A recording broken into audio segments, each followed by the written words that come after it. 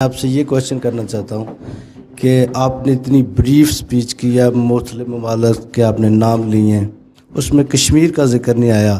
کیا کشمیر بھی آپ کی پالیسی میں یا ہے اس طرح کا سسٹم؟ بات یہ ہے کہ میں نے تو عموماً کسی ملک کا نام لیا ہی نہیں. تقریر میں تو میں نے کسی ملک کا نہیں نام لیا.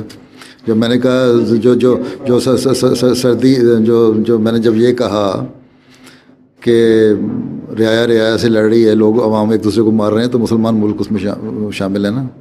جب میں نے یہ کہا کہ لیڈر جو سیاستدان ہے یا لیڈرشپ ہے یا سربراہان حکومت ہیں وہ عوام کو مار رہے ہیں، تو اس میں سیریا اور یہ لوگ شامل تھے. میں نے نام نہیں لیا نا کسی کا.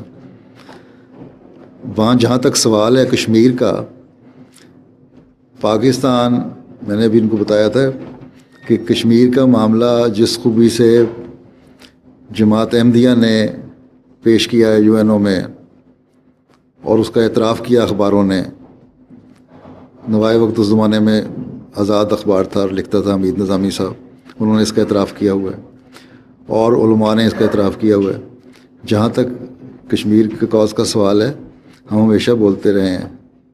اور سابقہ حکومت میں، بلکہ کشمیر کمیٹی میں جو مسلمانوں کی آزادی کے لیے جو کشمیر کمیٹی بنائی گئی تھی، اس کے جو پہلے صدر تھے وہ جماعت احمدیہ کے دوسرے خلیفہ تھے، جن کو علامہ اقبال صاحب نے خود نامزد کیا تھا کہ آپ بنے، میں نہیں بنوں گا. پھر کچھ عرصے کے بعد علامہ اقبال بعد میں بنے تھے اس کشمیر کمیٹی کے صدر. تو کشمیر کے لیے ہم تو جب پہلے دن سے ہی کوشش کرتے آ رہے ہیں کشمیریوں کے، مسلمانوں کی آزادی کے لیے. اب بھی ہم یہی کہتے ہیں کہ جو فیصلہ ہوا تھا کشمیر کا کہ اس کا پلیبیسائڈ جو تھی اس کو ہونا چاہیے. ٹھیک ہے. جو ان عوام سے پوچھیں تم نے کہاں جانا ہے، عوام کو حق ملنا چاہیے، تم نے کہاں جانا ہے اس کے مطابق ان کو حق دیں.